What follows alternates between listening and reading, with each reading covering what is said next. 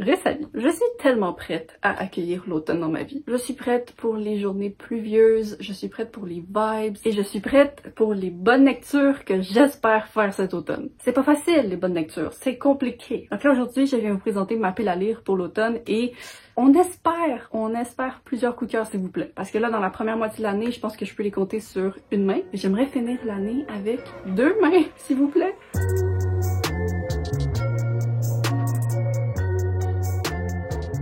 Ok, j'ai classé ma pile à lire en 3 catégories qui s'agencent parfaitement avec l'automne à mon avis. Donc d'abord nous avons la catégorie de l'imaginaire, donc la fantaisie, le fantastique, la science-fiction. Ensuite nous avons la catégorie de l'épouvante, donc thriller, horreur, polar. Et je vais finir avec la catégorie des journées pluvieuses, donc plutôt contemporain, historique, classique, même si je pense que j'ai mis aucun classique sur la liste. Donc c'est parti, allons-y avec la catégorie de l'imaginaire. Avec mon premier livre, j'ai décidé de compléter une duologie, donc Our Dark Duet de V. Schwab, qui a été traduit en français aux éditions Lumen. Le premier tome s'intitulait The Savage Song. C'est un roman fantastique jeune adulte qui se déroule dans une ville où il y a plusieurs types de monstres qui vivent séparément de la population humaine. Ainsi, un garçon monstre qui va infiltrer une école pour humains pour se rapprocher de la fille de l'homme qui exerce beaucoup de pouvoir sur la ville. Dans le premier livre, il n'y avait pas eu de romance et j'avais trouvé ça très rafraîchissant. Par contre, j'ai aimé le lien entre les personnages, donc je serais pas fâchée si dans cette suite,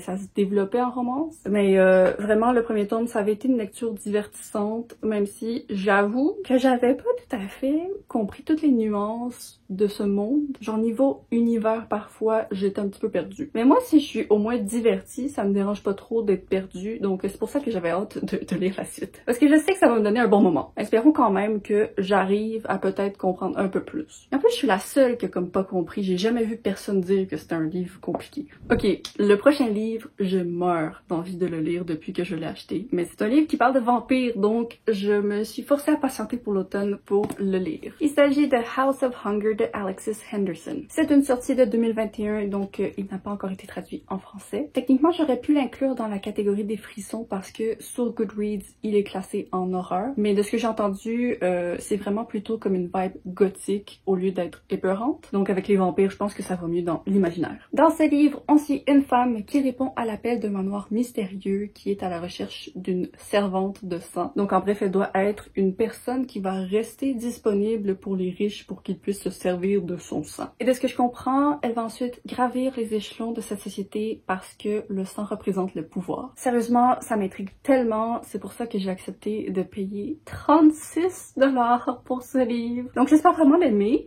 mais j'ai vu que Booksanala lui avait donné 5 étoiles, donc j'ai bon espoir. Je suis vraiment dans le mood pour ce truc. Je me force un peu à mettre le prochain livre dans ma palle parce que il faut absolument pas que je procrastine sa partie 2. En juillet, j'ai lu la partie 1 du tome 1 de La Voix des Rois de Brandon Sanderson. Et là, il faut que je lise la partie 2. La raison pour laquelle j'ai l'air un petit peu découragée, c'est pas parce que j'ai pas aimé la partie 1. C'était clairement une œuvre de qualité. C'est juste que ça faisait 800 pages et il y avait évidemment quelques longueurs. Et j'espère que ce sera pas le cas de la deuxième partie parce que elle aussi fait 800 pages. Mais autour de moi, tout le monde, sans exception, a donné 5 étoiles à cette deuxième partie. Donc c'est pour ça là, que je veux me donner un coup de pied dans le cul pour l'aller. En tant que personne qui se cherche des coups de cœur avant la fin de 2023, je pense que ça vaut vraiment la peine que je recherche ici. C'est une fantaisie épique qui se déroule dans un monde de pierre et de tempête. On suit 3 points de vue, 2 qui m'intéressent, un que je...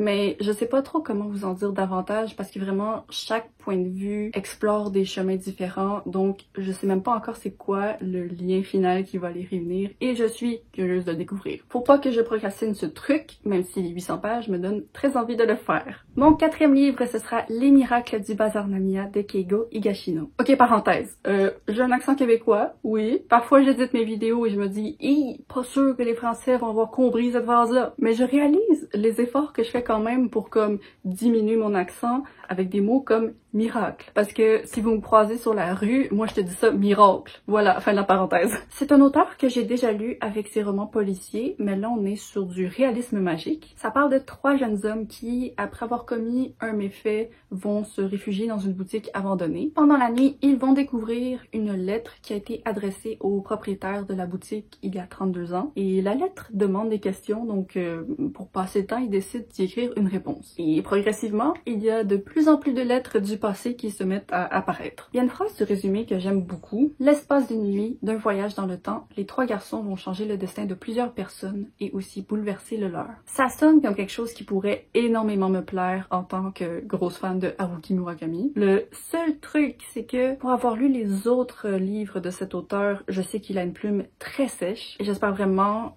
qu'il va avoir approché ce livre-ci avec un peu plus de douceur dans sa plume. Sinon, j'ai reçu Le Pont des Tempêtes de Daniel L. Jensen en service de presse et je pense que c'est la meilleure saison pour le lire. C'est une romantasy qui a été traduite cette année chez Brajlon et je pense que ça se déroule dans un monde ravagé par des tempêtes sauvages. On suit une protagoniste qui a été entraînée aux arts de la guerre, de l'espionnage, de la séduction. La séduction est utile parce que pour détruire le royaume ennemi, elle va aller épouser son roi sous prétexte d'honorer un traité de paix. Et en fait, elle est juste là pour tenter de détruire les défenses de leur pont. Mais je me doute bien que finalement elle va tomber amoureuse du gars. Je suis curieuse de voir si ça va me plaire ou non parce que j'ai pas lu énormément de romantasy dans ma vie parce que je suis comme difficile avec mes romances, avec mes fantaisies. Mais parfois j'ai l'impression que le match fait que ça me plaît finalement. Je sais pas, je suis dans le mood pour essayer. J'ai vu autant de coups de cœur que de déception totale pour ce titre, donc ma curiosité est piquée. Je sais pas à quel point mon dernier titre de l'imaginaire entre dans cette catégorie, mais j'ai décidé de l'inclure quand même ici, puis je vous explique pourquoi tantôt. Il s'agit de L'Anomalie de Hervé Letellier. C'est un livre que j'avais ajouté à ma palle après l'avoir vu passer sur la chaîne de Déby. Son avis plus le résumé m'avait vraiment intriguée. C'est décrit comme étant une science-fiction qui commence avec un événement insensé qui va bouleverser la vie de centaines de personnes qui sont toutes passagères d'un vol Paris-New York. Dans le résumé, c'est écrit « Roman virtuose où la logique rencontre la magie. L'anomalie explore cette part de nous-mêmes qui nous échappe. » Moi, j'ai vu le mot magique, je me suis dit que j'allais le mettre dans cette catégorie, mais je suis très curieuse de voir ça va être quoi cet élément. Maintenant, nous allons passer à la catégorie des frissons.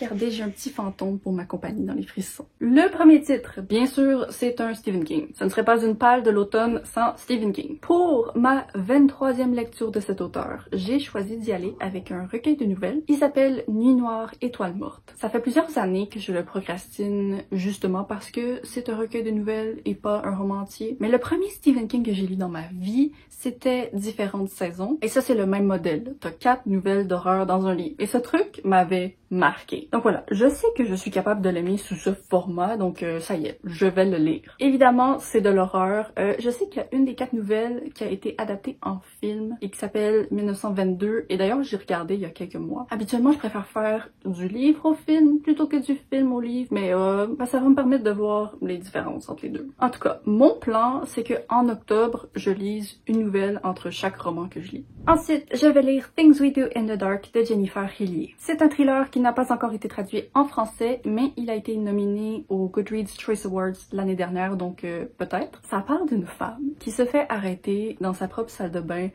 couverte de sang, en train de tenir une lame de rasoir. Et derrière elle, dans le bain, il y a le cadavre de son mari. Mais ce qui l'inquiète le plus dans tout ça, c'est que son mari était célèbre, donc il y a beaucoup d'attention médiatique sur l'affaire. Et elle a peur que son passé secret revienne à la surface. Parce que ce qui est pire qu'une accusation de meurtre, c'est 2. Moi, j'ai lu ce résumé et j'étais vendue. J'ai pas entendu beaucoup de gens en parler par contre, donc je m'y lance et j'ai pas d'attente particulière niveau coup de cœur ou pas. J'espère juste passer un bon moment. Le prochain titre, c'est de la Dark Academia et c'est Lapin de Mona Awad. Je sais que c'est un livre très étrange et donc je ne sais pas si mon résumé va lui rendre justice sans que je l'ai lu. On suit Samantha qui va accepter l'invitation à une soirée organisée par 4 filles un peu sinistres. Elles s'appellent toutes mutuellement Lapin et c'est tout ce que je sais sur ce livre. La moyenne est assez basse sur Goodreads, c'est un 3.54 étoiles. Mais le truc c'est que j'ai plein de gens autour de moi qui ont donné 5 étoiles. Donc je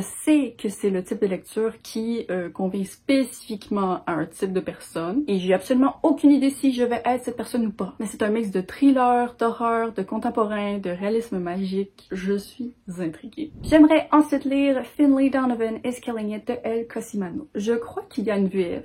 qui vient de sortir ou va sortir bientôt. Et le nom en français, c'est Finlay Donovan est mortel. De ce que je comprends, c'est une sorte de thriller humoristique. C'est pas nécessairement qu'il y a de l'humour dans le texte, mais genre c'est cocasse comme situation. On suit une autrice de thriller qui est en train de discuter dans un café avec son agente littéraire du plan de son prochain livre. Et il y a quelqu'un qui va entendre la conversation et qui va la méprendre pour une tueuse à gages. Et donc elle va arriver, elle va être comme « Hey, peux-tu tuer mon mari s'il te plaît? » Et l'autrice va accepter, mais elle va se rendre compte que le meurtre dans la vraie vie, c'est un petit peu plus compliqué que le meurtre dans la fiction. Autour de moi, il y a une majorité de 4 étoiles, donc j'espère vraiment que le ton va me plaire à moi aussi. Mais en même temps, si jamais je finis par être déçue pour ce livre, je ne serai pas si fâchée que ça. Parce que c'est le premier tome d'une série de 4 pour l'instant, et la personne ici n'a pas besoin de plus de saga dans sa palle. Allons-y maintenant avec la dernière catégorie de la pile à lire, c'est-à-dire les journées pluvieuses. J'ai reçu de la part des éditions Alto Matrix de Lauren Groff qui sera publié au Québec le 12 septembre. Pour la France par contre, je ne sais pas s'il y a une date.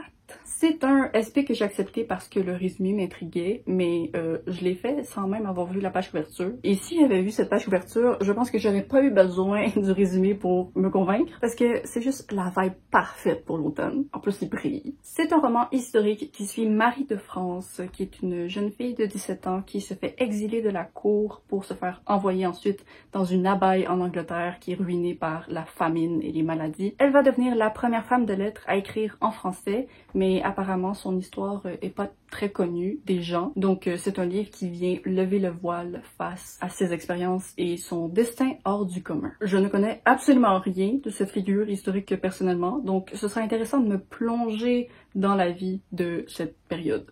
La période étant les années 1100 à 1200, ce qui est une période que je pense n'avoir peut-être jamais lu de ma vie. Très intriguée. Mon 12e livre, ce sera Hotel Lonely Hearts de Heather O'Neill. C'est une autrice que je souhaite découvrir depuis longtemps parce que il y a tellement d'avis positifs autour de moi. Ce livre-ci, en particulier, a été lu par toute ma famille. Je pense que tout le monde l'a beaucoup apprécié. Et donc, ma tante m'a prêté cette copie qui a eu du vécu pour que je puisse le lire à mon tour. C'est une fiction historique qui parle de 2 bébés abandonnés à Montréal en 1910. Les deux vont développer des talents artistiques très poussés. Donc, il y en a un qui va devenir un prodige du piano et l'autre va devenir une très bonne danseuse. Ils vont se faire séparer à l'adolescence et tous les deux descendre dans les recoins sombres de la ville. Et de ce que je comprends du résumé, on va les suivre pendant leur vie avec d'éventuelles retrouvailles, blablabla. Honnêtement, je pense que c'est le genre de résumé que je vais complètement modifier après l'avoir lu, mais mes attentes sont très hautes parce que j'arrête pas de voir des gens lui donner 5 étoiles. Moi aussi, je veux. Je le manifeste là devant vous,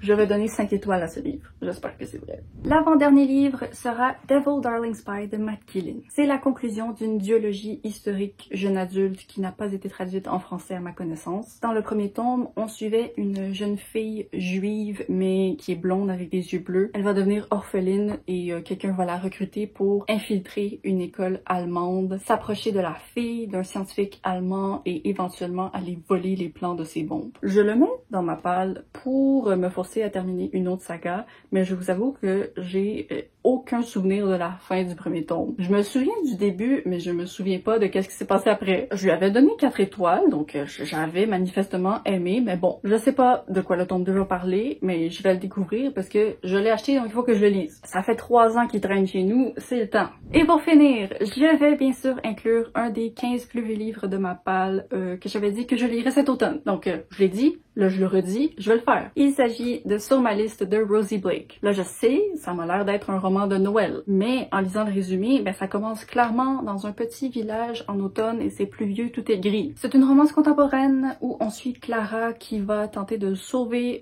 une boutique qui est comme la dernière qui survit sur la rue principale et qui menace de fermer très bientôt ses portes. Elle va rencontrer le fils de la propriétaire de la boutique et lui c'est un homme qui vient de la grande ville et qui croit pas que Clara pourrait aider les autres de la bonté de son cœur. Et donc ensemble, ils vont apprendre la beauté de la vie simple et chaleureuse dans un petit village. Comme je l'avais dit à l'origine, c'est pas mon genre de livre, mais je l'avais ajouté à ma palle pour me faire sortir de ma zone de confort, donc c'est ce que je vais faire. J'espère juste que ce sera une belle surprise là. J'ai l'impression que J'ai plus souvent des mauvaises surprises que des bonnes. Bon, ben c'est tout pour ma pile à lire de l'automne. Avant de nous laisser, j'aimerais que vous me disiez dans un commentaire si vous êtes capable d'encaisser des romans d'horreur ou si c'est quelque chose que vous évitez à tout prix. Et si vous l'évitez à tout prix, c'est quoi le truc qui vous fait le plus peur? Est-ce que c'est l'horreur psychologique ou comme les fantômes, les créatures, les meurtres? Moi, j'ai de la difficulté avec les films d'horreur, mais les livres, il n'y a aucun problème. Donc voilà, je vous remercie d'avoir regardé cette vidéo. J'espère qu'elle vous a plu. N'hésitez pas à vous abonner pour ne pas manquer la suivante. Je poste les vendredis à 10h30 pour le Québec et 16h30 pour la France. Bye bye!